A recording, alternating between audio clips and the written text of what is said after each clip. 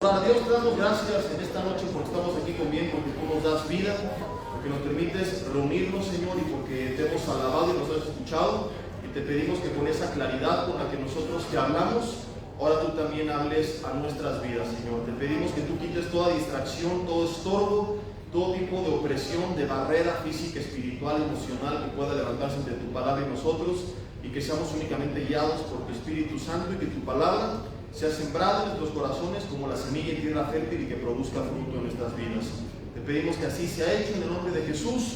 Amén. Y bueno, pues vamos a continuar con esta serie que he estado compartiendo con ustedes algunos viernes. Es el mensaje número 4 de una serie que he titulado No somos de cristal, y hemos aprendido que somos valientes, que somos perseverantes y que aguantamos vara. ¿Quién ha escuchado los 3 mensajes? Levante la mano. Ahora, ¿quién se perdió alguno de los 3? Levante la mano.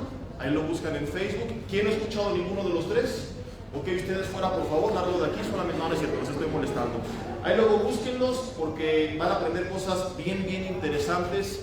Y hemos aprendido básicamente esto, ¿verdad? Hay un grupo de personas que han llamado a un grupo de millennials como la generación de cristal, porque es una generación pues que de todo se espanta, de todo se rasga las vestiduras, de todo se queja, no aguanta nada. Pero nosotros hemos visto, no somos esa generación. Nosotros somos hijos de Dios. Así que di conmigo: yo no soy de cristal, yo soy hijo de Dios, yo soy valiente, yo soy perseverante y yo aguanto vara.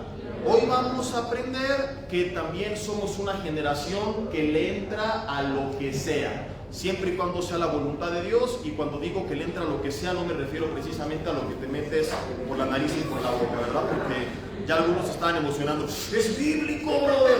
No, por allá el mensaje.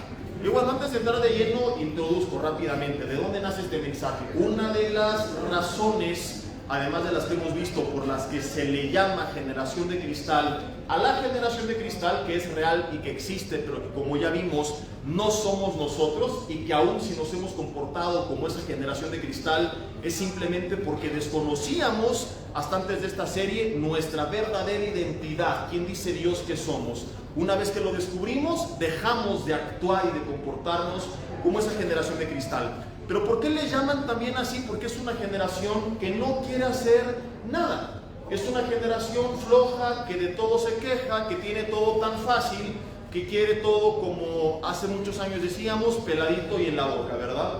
A ustedes ya les toca tener todo desde su smartphone. Ustedes ahí se conectan y ahí piden transporte, piden comida, ven sus calificaciones. Ya algunos también estudian, otros trabajan. De hecho, hay un caso de empresas que ya no saben cómo hacer regresar a sus empleados millennials, porque ellos, después de la pandemia, ya no quieren volver, ya se las hallaron para trabajar en casa y están buscando desesperadamente en otros países. En Canadá está pasando mucho esto. Por si te quiere ligar un canadiense, ¿verdad? Es tu oportunidad, ahora o nunca, de que están buscando gente de fuera, porque ya los millennials dicen: no, yo ya aprendí a trabajar en casa y ya todo lo tienen ahí. Yo no soy tan ruco, tampoco soy tan joven. Soy lo que ustedes, hijos del maíz, llaman chavorruco, ¿verdad? Y yo les dije que me diga chavorruco, le voy a decir chavoscuincle para que se le quite. Pero a pesar de que no soy tan ruco, Abby y yo cumplimos este año en octubre, el 3 de octubre, 12 años de casados, primero Dios. Y nos casamos, híjole, si cumplimos 12 años, que nos casamos como de 12 años más o menos de edad, para que se den una idea, ¿verdad? Y cuando nosotros nos casamos, todavía nos tocó tener que ir a pagar el teléfono, la luz, el agua, el internet, a las sucursales presencialmente. Ahora tú sacas tu teléfono y desde una aplicación pagas todo. Ahora tienes, entre comillas, hasta comida gourmet de microondas. Es una contradicción, pero existe, ¿verdad? Ahora todo lo tienes en línea. Yo ya les compartí hace poco, en domingo, de cómo incluso para conectarnos a internet, hace algunos años, cuando yo tenía la edad de algunos adolescentes que están en esta reunión, pues o hablabas por teléfono o te conectabas a internet. Creo que se los compartí a ustedes. No podías hacer las dos al mismo tiempo, y para conectarte tenías que hacer que tu hermana colgara el teléfono para agarrar el cable, jalarlo hasta la computadora y esperar como 3 minutos a que se conectara, ¿verdad? Y no había todo lo que hoy tenemos. El punto es que lo tenemos tan fácil, y gloria a Dios por la tecnología, pero el problema es que ha vuelto a muchos un poco holgazanes, no a ustedes. Ustedes son bien activos, ¿verdad? Ustedes son bien movidos, pero hablo de un grupo de jóvenes que me contaron en Tailandia que se comporta así. Entonces es una generación que, a lo que voy con esto, ha recibido todo tan fácil y tan rápido que ya no está acostumbrada a entrarle a las cosas, ¿verdad? No solamente no persevera, como lo vimos en el primer mensaje, sino que además de no perseverar, no quiere hacer nada. Le dicen en la escuela, haz esta tarea, ay, qué flojera, es mucho, está muy pesado, ¿verdad?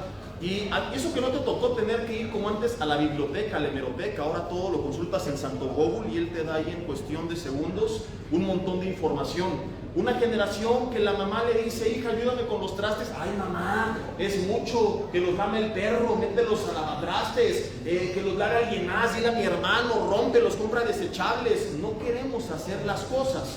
Una generación que se les pide apoyo, que sus padres les piden, oye, échame la mano en el negocio. Ay, no, ¿qué van a hacer mis amigos si me ven ahí atendiendo? Una generación que en las diferentes áreas y facetas de su vida, a veces, debido a que está acostumbrada a tener todo rápido y fácil, no quiere entrarle a cosas distintas, nuevas, que les demandan un poquito de esfuerzo. A veces por miedo, a veces por complejos, por el que dirán, qué van a pensar los demás si me ven haciéndolo, y a veces simple y sencillamente porque son unos reverendos holgazanes, no ustedes, repito. Pero nosotros que hemos aprendido que somos valientes, perseverantes, que nosotros somos hijos de Dios y que aguantamos vara, debido a todo esto es que hoy aprenderemos, y este es el tema de esta enseñanza, le entramos a Tokio. Digan conmigo, le entramos a Tokio. Y por ahí algunos dicen, ¿y qué es Tokio? ¿Verdad? Le entramos a todo, pues, para que quede bien claro. Y no digo que le entramos a Tokio para lavarles el cerebro, para tratar de, ¿verdad? Que creamos una ilusión de algo que no existe, o a veces simple y sencillamente mover emociones. No, realmente creo que nosotros somos una generación que le entra todo lo que Dios nos mande a hacer, porque ustedes, a diferencia de la generación de cristal, conocen a Dios.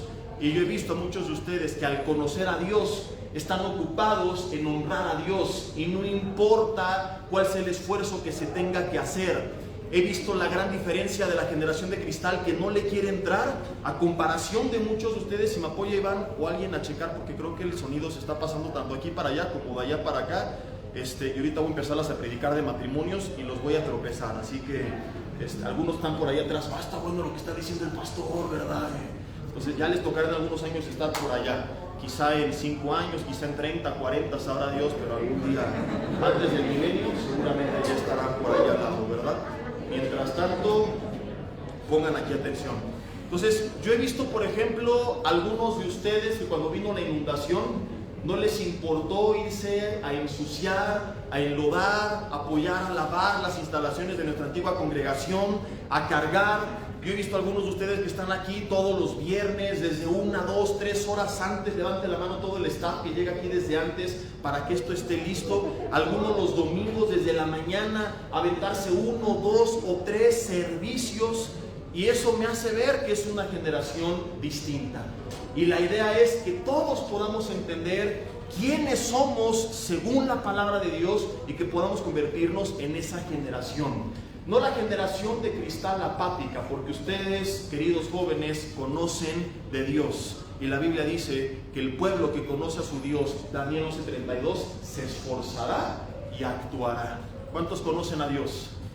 ¿Y qué dice la Biblia? Los que conocen a Dios se esforzarán y actuarán. ¿Lo crees o no lo crees? ¿De la boca para afuera o neta? Neta. O nada más así, porque si hay para hacer ruido, amén, ¿verdad? Entonces, sí, conmigo, a todo lo que Dios me mande, yo jalo. Voltámela al lado de los ojos y dile, a todo lo que Dios me mande, yo jalo. y esté el de al lado de testigo de que con tu bocota te comprometiste. Para que cuando Dios te mande a hacerlo, digas, Señor, ¿por qué a mí? Pues te tomé la palabra nada más, ¿verdad? Aguas con lo que le pedimos al Señor, ¿verdad? Yo a veces le digo, ay Señor, no era tan en serio lo que te estaba diciendo, aunque también le doy gloria a Dios de que no siempre responde todo lo que pedimos, porque a veces le decimos cada cosa. Yo me acuerdo hace algunos años cuando me sentía mal de fallarle, que un día le dije, ahora sí Señor, si otra vez te fallo, que me atropelle un tráiler. Bueno, me hubieran pasado como 20 tráilers encima, entonces así a veces le decimos, ¿no? Y si vuelvo a pecar, que me muera. Ya te hubieras muerto como 256 veces. Entonces a veces, gloria a Dios, que solamente responde cuando es su voluntad. Pero también la Biblia dice que no prometas algo que no estás dispuesto a cumplir. Dile al lado, tómala. Ya se te cayó el cantón. Te acabas de comprometer con tus propias palabras al decirle, Dios, a todo lo que me mandes yo jalo, porque a veces lo que Dios te mande no te va a gustar. ¿Se acuerdan que David, bien chida su historia, le hemos visto, fue ungido por futuro rey y se surtió a Goliat y lo puso Dios a cargo de un grupo de personas en el ejército, y hasta este punto de su vida hemos visto que fue perseverante, que fue valiente, que él no se rajó? Pero de repente el rey que estaba en turno, que era Saúl, que le tenía envidia a David y que veía pues que la gente empezaba a seguirlo, se quiso deshacer de él. Pero como tenía miedo de que el pueblo, debido a que lo amaba demasiado, lo apoyara y le quitaran el trono, le trató de tender una trampa para que mataran a David. Y en el primer libro de Samuel, capítulo 18, de la grandísima idea, digo grandísima entre comillas, que se le ocurrió a Samuel encomendarle a David. Y vamos a ver David, un joven que tenía más o menos nuestra edad, bueno, más la tuya que la mía, ¿cómo respondió? ¿Cómo responden los hijos de Dios a diferencia de la generación de cristal? Primer libro de Samuel, capítulo 18, y está mucho mejor el audio, muchísimas gracias. Y dice, primer libro de Samuel, capítulo 18, en este contexto, versículo 22, que mandó Saúl a sus siervos, diciendo, hablen en secreto a David, o sea que nadie se entere para que no se le fueran encima, diciéndole, he aquí el rey te ama. Mentira, no era cierto, era mentiroso, igual que tu exnovia. Y todos sus siervos te quieren bien. Sé pues yerno del rey. Ahí dices, órale, qué chido, ¿verdad? Va a tener al rey por suegro. Y además su hija estaba uyuyuy, ayayay, estaba pastoral, pero no es cierto que lo quería por yerno, le está teniendo una trampa. Versículo 23, los siervos de Saúl hablaron estas palabras a los oídos de David. Y David dijo, ¿les parece poco que por ser yerno del rey, siendo yo un hombre pobre y de ninguna estima? Y los criados de Saúl le dieron la respuesta diciendo, tales palabras ha dicho David. Versículo 25, Saúl dijo, decida hacia David, el rey no desea la dote, porque sí saben que pedían la dote, ¿verdad? Entonces siempre cuando alguien se casaba con una hija, llegaba con camellos y caballos y oro y plata y no sé qué, y tú quieres que la chava que te gusta te diga que sí, que sus papás te den chance, y ni siquiera pagas la renta de tu teléfono, ¿verdad? Entonces, como algún día lo vimos en la serie del noviazgo, no es que seamos ambiciosos y materialistas, pero en el matrimonio tendrás que pagar mucho más que la renta de un teléfono. Entonces, si todavía no estás a un corto, mediano plazo de poder sostener un hogar, ¿verdad? Pues a lo mejor no es el tiempo todavía de andar con la macuspana, ¿verdad? Y menos de quejarte porque sus jefes te la hacen de tos, porque si tú fueras el jefe de ella, pedirías lo mejor para tu hija. Y simplemente te hago una pregunta para no desviarme del tema. Si la chava que te gusta fuera tu hija, ¿te gustaría un hombre como tú para ella? Digan conmigo, jaque mate del pastor. Qué caída de cartón les acabo de dar a algunos de ustedes, ¿verdad? Entonces David no tenía la dote. Él venía de una familia que no tenía muchos recursos, era el menor de sus hermanos, él apacentaba las ovejas, y le dicen, el rey te quiere por yerno, y dice, pues yo cómo le voy a hacer, ¿verdad? Si yo no le puedo dar la dote. Entonces Saúl sabía esto, y los siervos, aquí viene la trampa, le dijeron que el rey no quería la dote, sino 100 prepucios de los filisteos. supuestamente para que sea tomada venganza de los enemigos del rey, pero Saúl pensaba hacer caer a David en mano de los filisteos, que lo mataran y se deshacía de él. Ponte en los zapatos de David, te gusta una chava, vas con su jefe, te dice, sí, adelante, pero tráeme el prepucio de 100 filisteos. Los que no saben qué es prepucio, no pregunten. Algún día el Señor se los revelará, ¿verdad? Entonces el pueblo de Israel se circuncidaba, es decir, que al nacer les cortaban a los varones el prepucio, era la señal del pacto. De ahí que David, cuando se enfrenta a Goliat, dice, ¿quién es este filisteo? Incircunciso, que era simplemente una forma de decir, él no tiene pacto con Dios, no conoce de Dios, no es parte del pueblo de Dios, ¿por qué le tenemos miedo si Dios no está con él? Y Saúl lo que le está diciendo es, mátate a 100 cuates y luego pues córtales aquello y tráelo para acá. Si alguna vez creías que tu chamba o tu ministerio no era muy honroso, vas a amar lo que haces después de leer esta historia, ¿verdad? Ay, el pastor me dijo que pusiera sillas y yo estoy listo para predicar, aleluya. Nunca te he pedido que traigas 20 prepucios de 20 ateos, así que dale gracias a Dios del ministerio que tienes.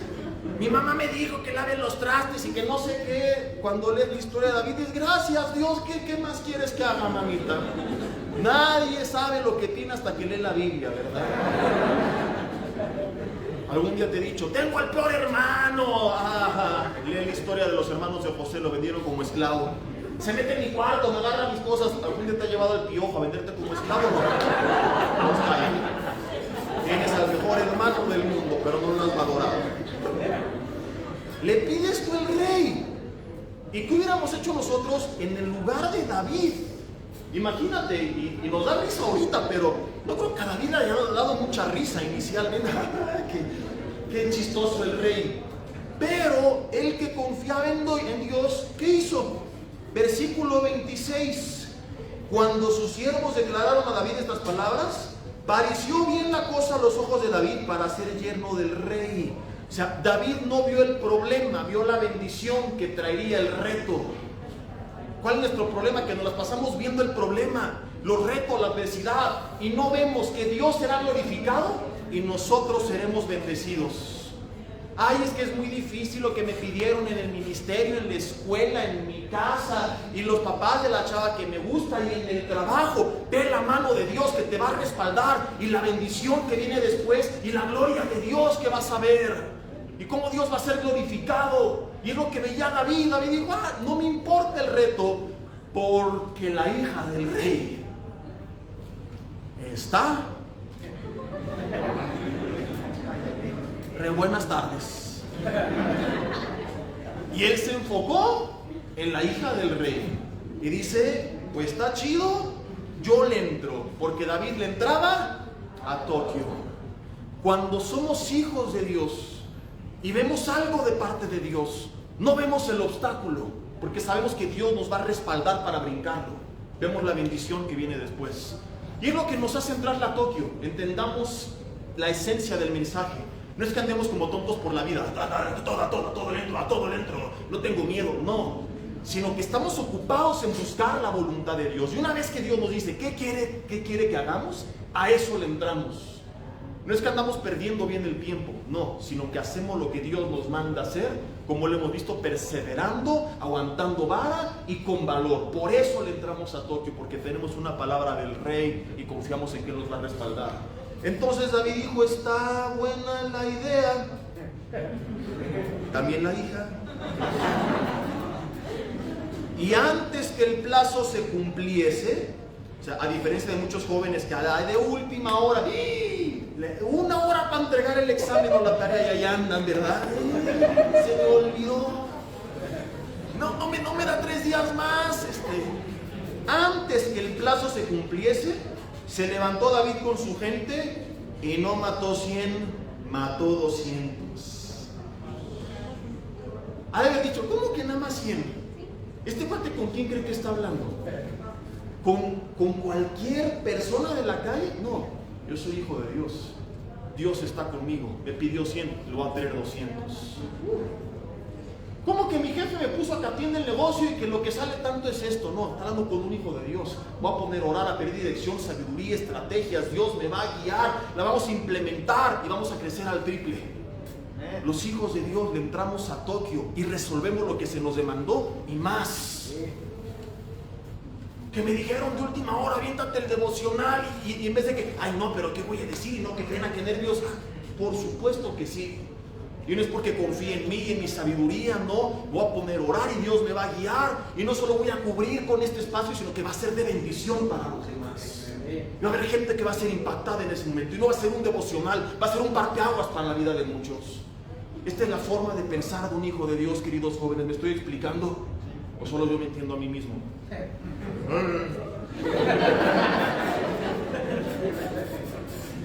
Se levantó y mató 200 y trajo a David. Imagínate la cara de Saúl cuando llega. Ahí están. No sé para qué los quiere este cuate. Es un hobby muy raro. Algunos coleccionan monedas, otros carpas, otros tazos, pero el rey colecciona prepucios. Y dice que mató a los 200 filisteos y trajo David los prepucios de ellos y los entregó todos al rey a fin de hacerse yerno del rey. Y Saúl le dio su hija Mical por mujer. Imagina la vida así. Y se casó con la Mical. Se casó con la hija del rey. Cumplió con el reto. Y saben, queridos jóvenes, la historia no se trata de que David lo hizo porque David era bien chido y bien grande. Algún día ya vimos que lo único que él tenía era un corazón conforme al de Dios. Pero ni estatura, ni fuerza, ni valor, ni estrategia militar. Simplemente era un hombre que amaba a Dios. Entonces tú has visto todas las contras que tú tienes, defectos, carencias, mis condiciones de escuela donde voy, mi estatus social, los recursos o no recursos de mis padres. Lo único que Dios pide de ti es un corazón rendido a Él. Y si tú lo tienes, lo mismo que Dios hizo con David lo puede hacer contigo, porque esta historia no es de David, sino del Dios de David. Y déjame te aviso, el Dios de David es tu Dios, es mi Dios, es nuestro Dios.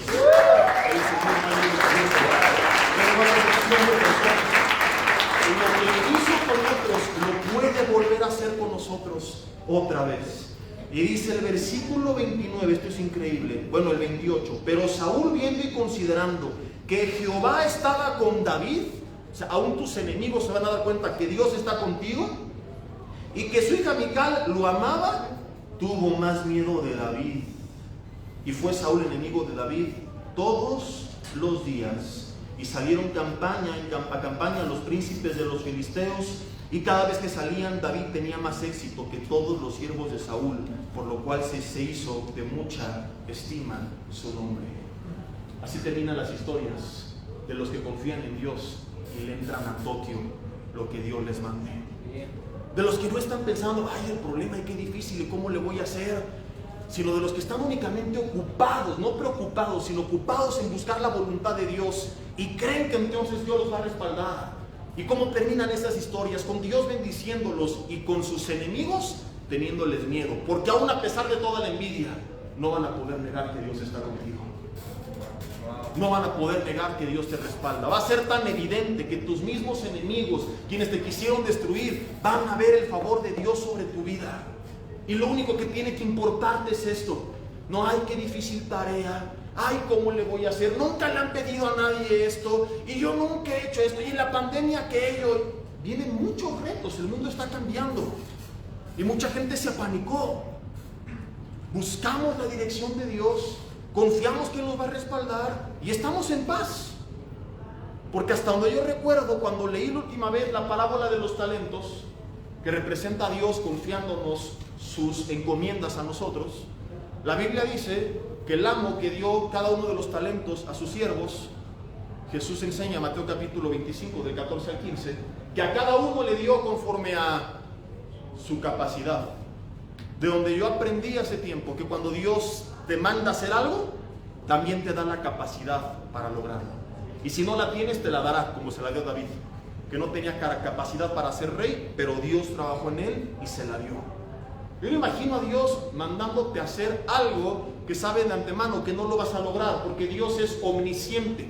Y cuando hablamos de la omnisciencia de Dios, no significa que Dios lo sabe todo, sino que además de que lo sabe todo lo que va a pasar antes que pase. Entonces yo me imagino a Dios enterándose. Llega Miguel con el reporte: Señor, uno de tus hijos que va al grupo de jóvenes los viernes a Vida Nueva, fíjate que le encargaste esto en la escuela y a este otro esto en la chamba, y este señor tenía que conquistar esta chava, iba a ser su ayuda idónea, pero ¿qué crees? Los 3 fracasaron. Y Dios viendo los videos: a ver, no. Híjole, se me olvidó lo mandé con esta chava y sí está medio feo, me pasé de listo. Que la hagan ciega en el nombre de Jesús. Y este otro, hijo, no, se me olvidó que está bien bruto. Ya ni modo que los atropelle un camión, que se vengan para acá y aquí a ver qué hacemos con ellos en el cielo. Di conmigo: si Dios me ordena hacer algo, me dará la capacidad de lograrlo. Cuando tú lo crees, no hay lugar para el miedo, no hay lugar para las quejas, no hay lugar para las excusas. Yo recuerdo hace algunos años, en las primeras ocasiones que tuve la oportunidad de compartir con los jóvenes, con la iglesia, que en alguna ocasión, ¿qué fue primero? Déjenme recuerdo. Fue primero, creo que con el grupo de jóvenes, que a mí me gustaba compartir con libertad el tema que yo tuviera en mi corazón, pero el pastor que estaba como autoridad nos dijo: estos son los temas que tienen que compartir, basados en un libro. Y si no me acuerdo, era algo de las Crónicas de Narnia. Y me tocó un día un tema que cuando lo dije, está rechafa. De aquí, ¿qué le voy a enseñar a los pobres jóvenes? No, hablando de fuera de escuela dominical, ¿no? Y llegó el león. Y miren lo que les dijo. Y me imaginaba así. Y me puse a orar. Y Dios empieza a hablarme acerca del tema y empiezo a desarrollarlo, y fue un tema de gran bendición. Y esa vez me acuerdo que aprendí, dije: Señor, perdón por haberme quejado, jamás vuelvo a quejarme de algo que tú me mandes a hacer.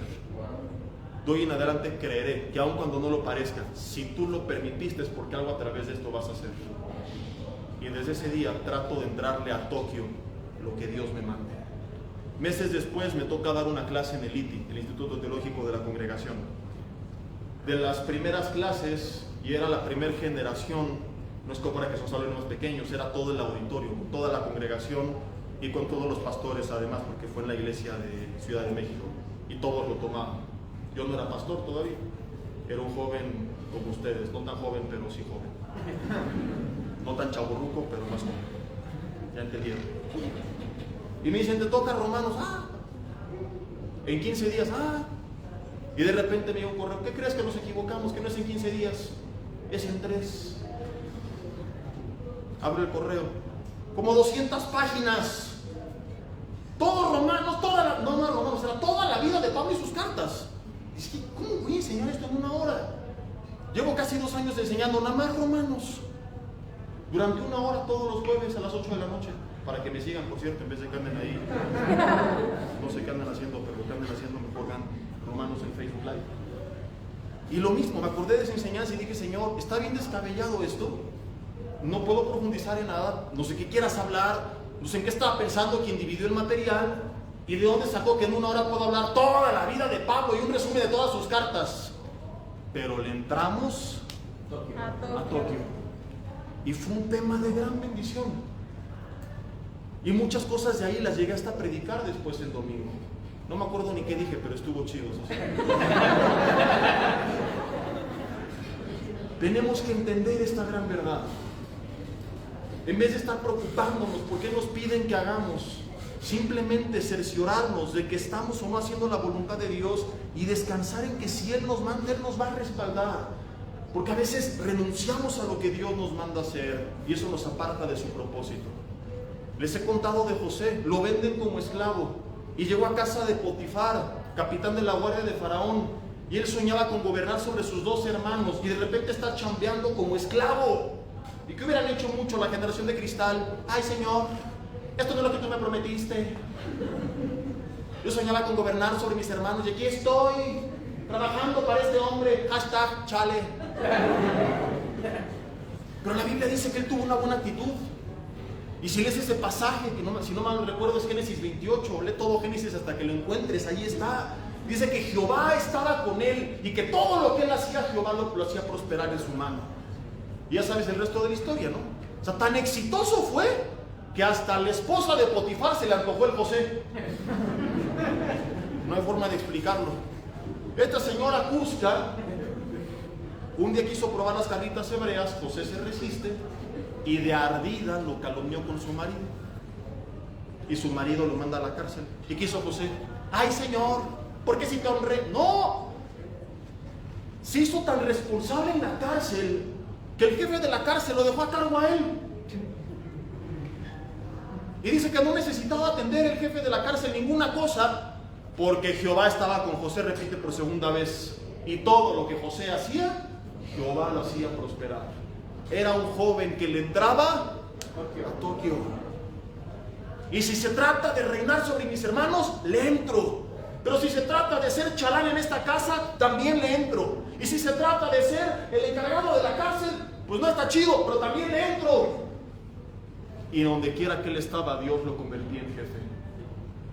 Se preocupa tanto por el copero y panadero de Faraón que fueron a dar a la cárcel, que otros hubieran dicho: ay, no tienen amor, no me preguntan cómo estoy. José se acercó a ellos. Deja de estar tan ensimismado, preocupado por ti, quién te busca y quién no te ama, y empieza a ocuparte por los demás. Y vas a ver que a veces, al ayudar a los demás, Dios te empieza a restaurar también a ti y a bendecir a ti. Entonces José va: ¿y por qué están ustedes tristes? Traen una cara que no manchen, a ver qué les pasa, tan crudos, o por qué están así. No, pues tuvimos pesadillas, no sabemos qué significa. José les interpreta su sueño. Panadero, ¿qué crees? Que te van a dar cuello. Copero, tú vas a salir, cuando salgas acuérdate de mí. El copero sale, se olvida de José, pero años después lo manda a llamar. Conoces el resto de la historia.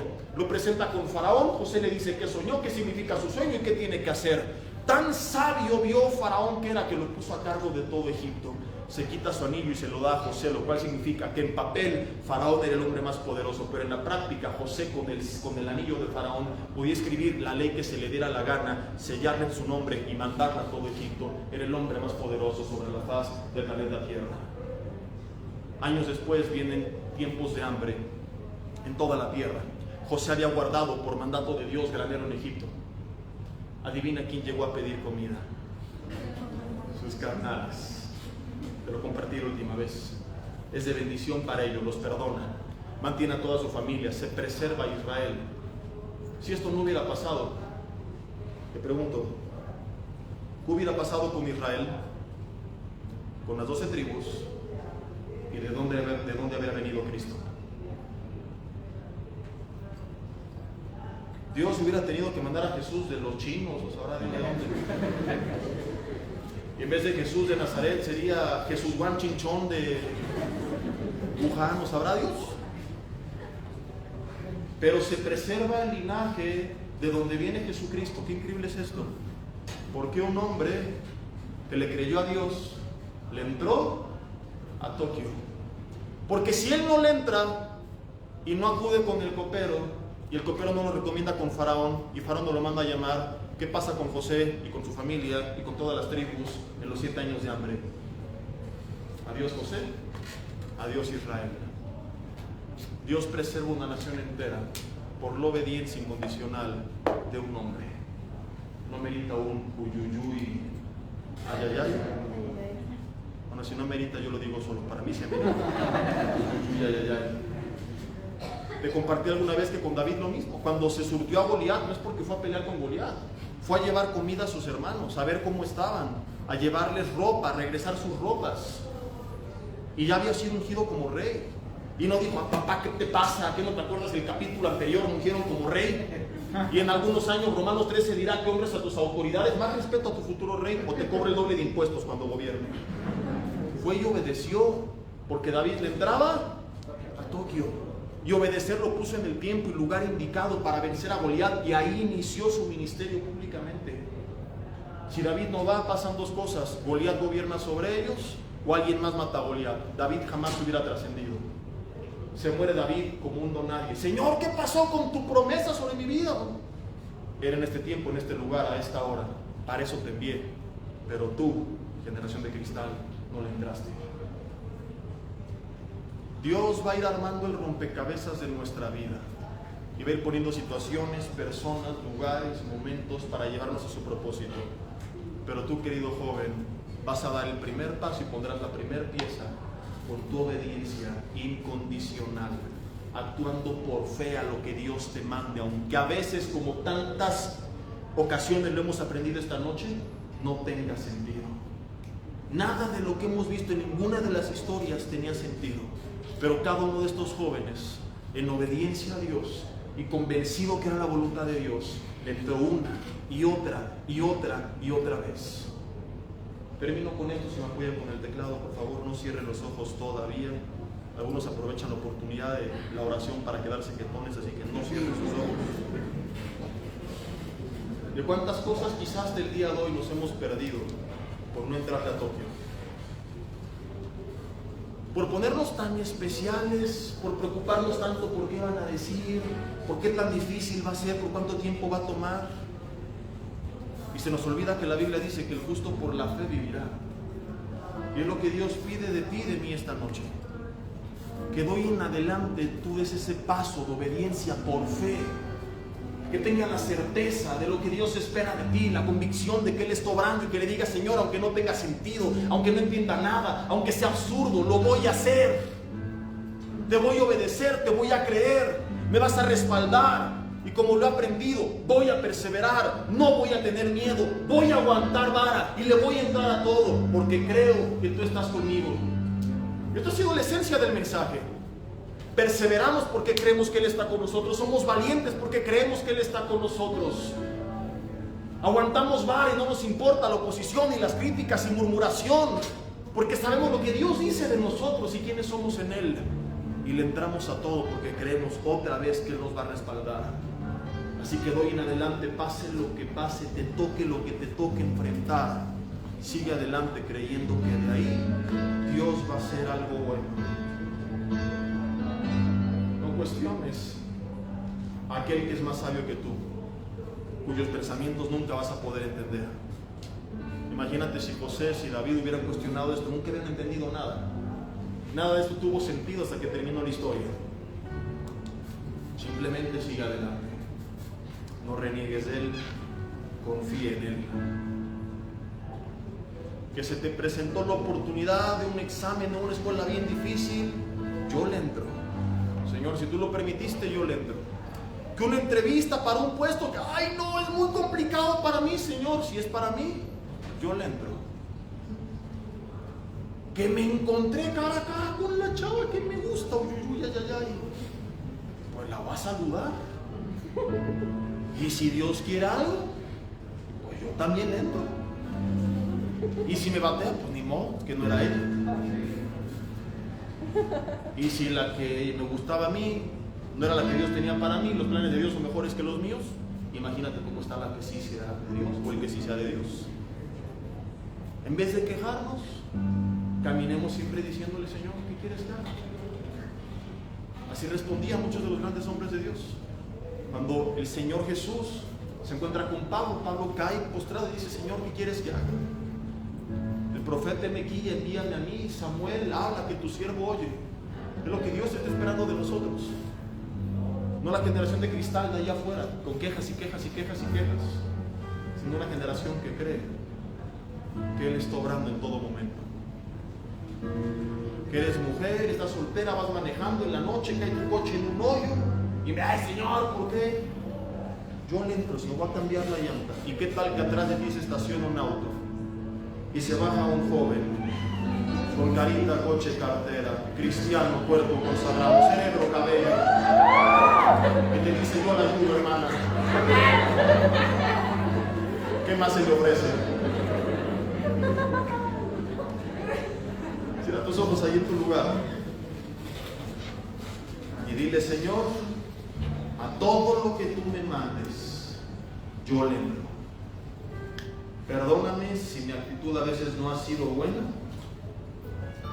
si por alguna de las razones que vimos incluso llegué a ser rebelde, a demostrar falta de fe y a huir de tu propósito. Si a veces llegué a menospreciar oportunidades que me presentaste,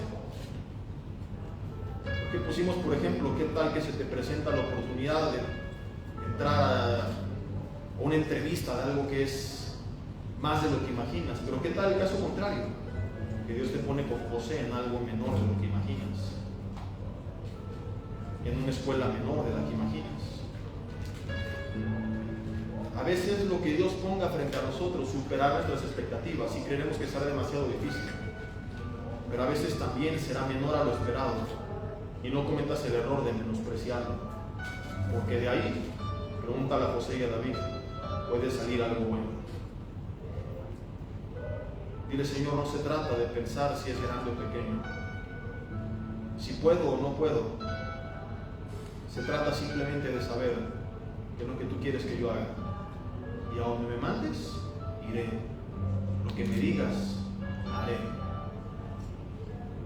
Si parece menor, con humildad y sin complejos, creyendo que de ahí algo bueno saldrá. Si parece mayor, con seguridad y sin miedo, creyendo que tú estarás conmigo, y eso será suficiente. Nunca más renunciaré a tu propósito, a tu voz, a tu llamado. Habla, que tu siervo oye. Heme aquí, envíame a mí. Señor, dime qué quieres que haga. De hoy en adelante, tienes un hijo, una hija, que le entra a Tokio lo que tú le mandes.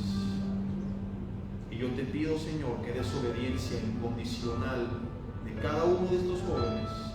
Vengan cosas buenas para sus vidas. Que sea la primer pieza de todo un rompecabezas complejo. Y cuando vienen para atrás, sonrían y digan: valió la pena haberle entrado. Que confíen en que lo que tú les mandes les darás tu respaldo y también tu capacidad para lograrlo. Bendice esta generación, Señor, y que sea tu nombre glorificado, y que, como lo vimos con David, aún sus adversarios teman y te reconozcan y no puedan negar que tú estás con ellos. En el nombre de Jesús, amén y amén. Muchas gracias, Señor.